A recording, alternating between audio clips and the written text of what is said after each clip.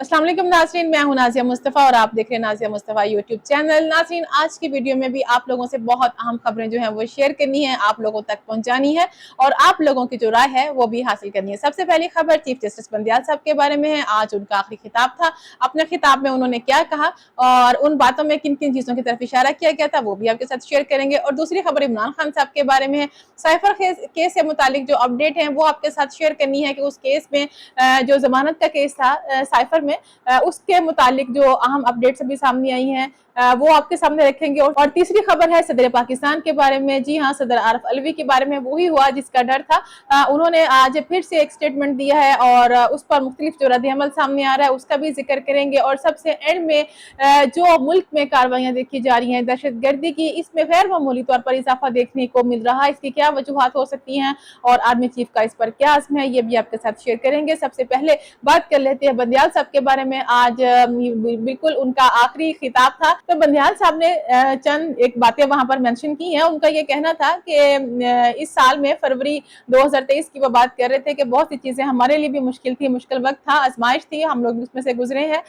फिर उन्होंने कुछ मीडिया से भी शिकवा किया कि उनकी बातों को तोड़ मरोड़ कर पेश किया गया। उन्होंने कहा कि मैं तो हर एक को देख के ये कहता हूँ गुड टू सी यू। और फिर उन्होंने शॉर्ट एंड स्वीट डिसीजन के बारे में कहा कि मेरी बातों को मीडिया ने गलत रंग देकर पेश किया है और इसका गलत तासुर जो है वो गया है। फिर उसने केसेस के बारे में भी बात की। चीफ जस्टिस बंदियाल साहब का ये कहना था कि हमारी तो कोशिश थी कि 50,000 से कम से कम जो केसेस हैं वो हम उनको कम कर सके। लेकिन आप लोग देख रहे होंगे जैसे ज्यादातर केसेस जो थे वो इमरान खान साहब के बारे में, तो यकीनन फिर 2000 केसेस ही वो कह रहे हैं कि जी हम उसमें से कम कर सके हैं जो कि पेंडिंग केसेस चल रहे थे और जो जेर इल्तवा केसेस थे उनकी वो बात कर रहे थे। और उसके साथ साथ उनका ये भी कहना था कि हमने रिकॉर्ड केसेस की समाअत की है, यानी कि वो कह रहे थे जो इससे पहले एक सेट किया गया था वो 18,000 केसेस का था, जबकि इन्होंने अपने टेन्योर में जो है वो 23 से 25,000 केसेस जो है उनको सुना है। तो ये चंद बातें उन्होंने अपने करियर के हवाले से की। फिर उसके बाद उन्होंने बात की आने वाले जो नए हमारे चीफ जस्टिस होंगे, जस्टिस काजी फायज ईसा के बारे में। उन्होंने ये कहा कि मेरी राय थोड़ी सी मुख्तलिफ तो हो सकती है इनके बारे में, लेकिन बहरहाल एक अच्छा इंसान है और जो वो फैसले करेंगे यकीनन लोगों को पसंद आएंगे, मेरिट पे करेंगे। ये तो उनके बारे में मशहूर है। लेट्स सी क्या होता है जब जस्टिस काजी फायज ईसा साहब अपनी इस कुर्सी पर आके बैठते हैं, तो क्या वो अपने उस तासुर को कायम रख पाते हैं या चीजें हमें कुछ और तरह से नजर आती हैं। और दूसरी खबर मैंने आपके साथ शेयर करनी है, वो है साइफर केस के बारे में। साइफर केस का जैसे कि आप लोग जानते हैं कि जब भी कोई अपडेट आती है तो मैं आप लोगों के साथ इसका जरूर शेयर करती हूँ, क्योंकि जो इमरान खान को चाहने वाले हैं वो जरूर इस पर अपडेट लेना चाहते हैं कि क्या इस पे अपडेट्स हैं साइफर केस में। जैसा कि आप लोगों के इल्म में है कि इस्लामाबाद हाई कोर्ट में जो केस लगा हुआ है जमानत का जो है इमरान खान साहब का, लेकिन उसके साथ साथ शाह महमूद कुरैशी और असद उमर का भी इनके साथ ही था। लेकिन आज की जो समाअत हुई उसमें ये कुछ एतराजात लगाकर इसको वापस किया गया है, जिसमें ये कहा गया है कि जो इसके साथ मुतलका दूसरे फरीक है जैसे कि असद उमर साहब हैं, शाह महमूद कुरैशी साहब हैं, उनकी जो जमानत की दरखास्तें हैं वो अलग-अलग सुनी जाएंगी। और इस तरह से उनका ये जो केस है इसका जो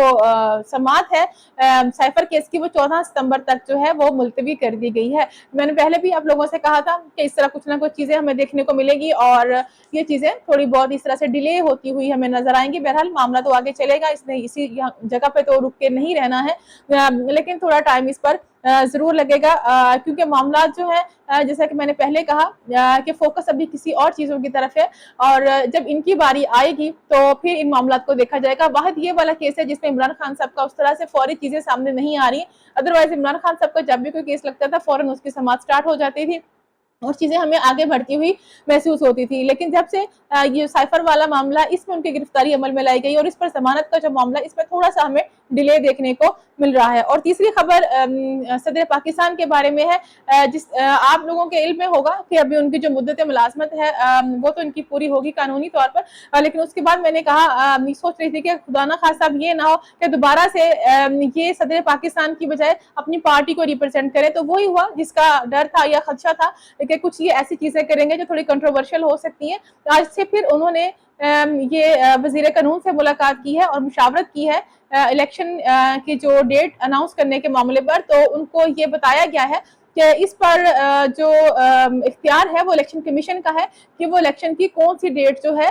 وہ اناؤنس کرتا ہے۔ اگر ہم حلقہ بندیوں کی بات کریں تو قانون میں یہ چیز موجود ہے کہ اگر حلقہ بندیاں پہلے بھی ہو چکی ہیں تو اس معاملے پر بھی الیکشن کمیشن کے ساتھ مشاورت کے ساتھ ہی یہ فیصلہ جو ہے وہ کیا جا سکتا ہے، لیکن ایز اے انڈیویجول پرسن جس طرح سے صدر پاکستان جو ہے ان کے پاس یہ اختیار اس طرح سے نہیں ہے کہ وہ الیکشن کی کوئی ڈیٹ جو ہے وہ اناؤنس کر سکے۔ اس میں تو کوئی دوسری رائے نہیں ہے، جیسے کہ سب پارٹیز کا بھی یہی کہنا ہے کہ ہم تو خود چاہتے ہیں کہ الیکشن جو ہے وہ 90 روز کے اندر ہو جائے، پاکستان پیپلز پارٹی کا بھی یہی مطالبہ ہے، اور نون لیگ بھی ہمیں یہی کہتی ہوئی نظر آتی ہے کہ الیکشن کمیشن اس کی ڈیٹ اناؤنس کرنی ہے، کیونکہ قانونی طور پر الیکشن کمیشن ہی الیکشن کی ڈیٹ جو ہے وہ اناؤنس کرے گا، لیکن بار بار بات ہو رہی ہے نئی حلقہ بندیوں کی، اس کے مطابق جو ہے وہ الیکشن کی ڈیٹ جو ہے وہ اناؤنس ہوگی۔ لیکن صدر صاحب نے جو بات کی ہے یہ خام خواہ کی ایک کنٹروورسی کریٹ کر دیتے ہیں، کیونکہ چند دنوں سے کچھ خبریں اچھی آ رہی تھیں، جس طرح سے آرمی چیف نے کریک ڈاؤن سٹارٹ کروایا ہوا ہے، ابھی جو کیئر ٹیکر سیٹ اپ ہے ان کے ساتھ مل کر ہم دیکھ رہے ہیں کہ جو ذخیرہ اندوز ہیں ان کے خلاف، جو اسمگلرز ہیں ان کے خلاف ہم تو چیزیں کچھ بہتری کی طرف آ رہی تھی، لیکن نہ جانے کیوں صدر عارف الوی صاحب جو ہیں ابھی تک اپنے آپ کو صدر پاکستان نہیں سمجھتے، شاید پی ٹی آئی کا ہی رہنما سمجھتے ہیں، تو وہ ان کو شاید زیادہ جلدی ہے ان معاملات میں، جبکہ دوسرے سٹیک ہولڈرز بھی ہیں جس میں پاکستان نون لیگ بھی ہے، پاکستان پیپلز پارٹی بھی، ان کو بھی اتنی ہی جلدی ہے، لیکن اللہ جانے ان کو ایسی کیا ضرورت آن پڑتی ہے کہ کچھ نہ کچھ ایسی بات نکال لاتے ہیں، پھر میڈیا میں وہ چیز ڈسکس ہوتی ہے اور پھر اس چیز پر کرٹیسزم دیکھنے کو ملتا ہے۔ اور ویڈیو کے اینڈ میں مجھے آپ سے بات کرنی ہے چترال کے بارے میں،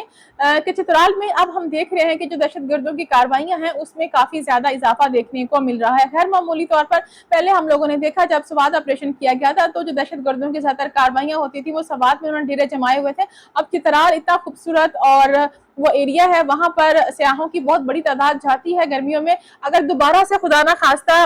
یہ اسی طرح سے دہشت گردوں کی کاروائیاں شروع ہو جاتی ہیں تو یقیناً پاکستان کا جو امیج ہے بین الاقوامی سطح پر پھر وہ ڈیمیج ہوگا، پھر وہاں پہ یہ ہماری انڈسٹری جو ٹورزم انڈسٹری ہے یہ متاثر ہوگی، اور جب ہم یہ تاثر اس میں سے جائے گا کہ پاکستان کے جو حالات ہیں وہ سازگار نہیں ہے، تو جب ہم فورن انویسٹمنٹ لانے کی بات کرتے ہیں تو یقیناً ہمارا یہ پلان جو ہے اس کو بھی ڈیمیج ہوگا۔ اس میں کوئی دوسری رائے نہیں ہے کہ پاکستان کو ترقی کرتا دیکھ کر باہر کے جو عناصر ہیں وہ تو ہیں ہی، لیکن بدقسمتی سے ہمارے اندر بھی کچھ ایسے لوگ ہیں، دیکھنے کو تو وہ اپنے ہیں لیکن شاید وہ ان کے ہاتھوں استعمال ہوتے ہیں اپنے ذاتی فائدے کے لیے، اور پاکستان کو نقصان پہنچانے کی کوشش کرتے ہیں، پاکستان کے امیج کو نقصان پہنچانے کی کوشش کرتے ہیں۔ بہرحال پاکستان کی جو فورسز ہیں وہ ان کا بھرپور مقابلہ کر رہی ہیں، اور کل بھی چترال میں جو آپریشن کیا گیا دہشت گرد جس میں مارے گئے اس میں بھی دہشت گردوں کی ہلاکت سامنے آئی ہے،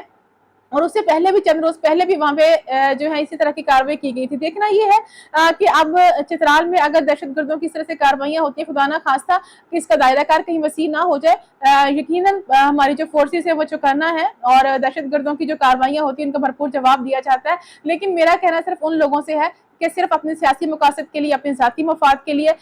ہمیں جو دوسروں کا ایجنڈا ہے، ہمارا دشمن اس گھات میں ہاتھ لگائے بیٹھا رہتا ہے کہ پاکستان میں جب بھی چیزیں آگے کی طرف ہمیں بڑھتی ہوئی نظر آتی ہے تو اس طرح کی کاروائیاں بھی ہمیں دیکھنے کو ملتی ہے، تو ہم سب کو مل کر ان چیزوں کا مقابلہ کرنا اور پاکستان کی امیج کو بہتر بنانے کی کوشش کرنی ہے، جس کیپیسٹی میں بھی ہم لوگ کر سکتے ہیں۔ ظاہری سی بات ہے ہم اس ملک میں رہتے ہیں، ہمارے بچوں نے یہیں پہ رہنا ہے، اور ہمیں اس ملک کو ایک ایسا ملک ثابت کرنا ہے جو کہ معاشی طور پر بھی مضبوط ہے، اور پاکستان میں خاص طور پہ جو ٹورزم انڈسٹری ہے اس کو فروغ دینے کی ضرورت ہے، نہ کہ جو آلریڈی چیزیں بہتر ہو رہی ہیں ہم اس کو بھی خراب کرنے کی کوشش کریں، اور پھر سے یہ امیج ہے کہ پاکستان میں دہشت گردی کی کاروائیاں ہوتی ہیں، نہ یہاں پر ٹریول کرنا جو ہے وہ سیف ہے، نہ یہاں پر انویسٹمنٹ کرنا سیف ہے، نہ یہاں پر کوئی بزنس کرنا، نہ یہاں پر آنا سیف ہے۔ تو افغانستان جیسا ملک بھی اب اپنے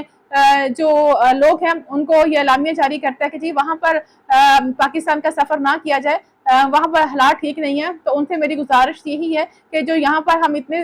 40 سالوں سے بیٹھے ان کی خدمت کریں، ان کو بھی واپس لے جائیں، یقیناً ان کو بھی خطرہ ہوگا، احسان فراموشی کی بھی کوئی حد ہوتی ہے، اور مجھے حیرانگی ہوتی ہے افغانستان پہ کہ کس طرح سے ان کو کیا سارا کچھ، اور ان کی وجہ سے ہم کتنا متاثر ہوئے، یہ ساری چیزیں بھی دیکھنے لائق ہیں۔ تو افغانستان کے جو اپنے شہریوں کو یہ بار بار کہنا ہے کہ وہاں پہ ٹریول نہ کیا جائے، پاکستانی روپے کو استعمال نہ کیا جائے، پاکستانی کرنسی استعمال نہ کی جائے،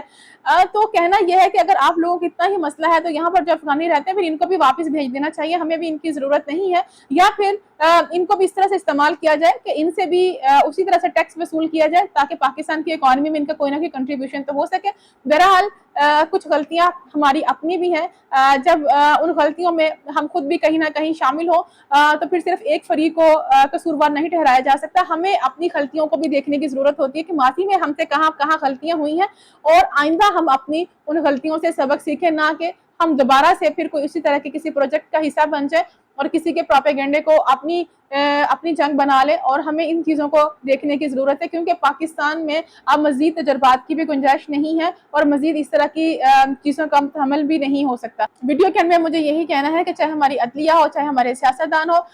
چاہے ہمارے پارلیمنٹ ہو، ایسے فیصلے کریں جس سے پاکستان کو فائدہ. پاپولر فیصلے کرنے کی بجائے ایسے فیصلے کریں جو کہ پاکستان کی بہتری کے لیے ہو، پاکستان کی عوام کی بہتری کے لیے ہو، نہ کہ کسی کی ذاتی مفاد کے لیے، نہ کسی پارٹی کی تشہیر کے لیے. پھر ہی پاکستان جو ہے وہ آگے کی طرف گامزن ہو سکتا ہے. اگر ویڈیو اچھی لگی ہو تو اپنے دوستوں کے ساتھ ضرور شیئر کیجیے گا. مجھے اپنی دعا میں یاد رکھیے. اپنا اور اپنے فیملی کا بہت خیال رکھیے. اگلی ویڈیو میں پھر ملاقات ہوتی ہے. اجازت دیجیے. خدا حافظ.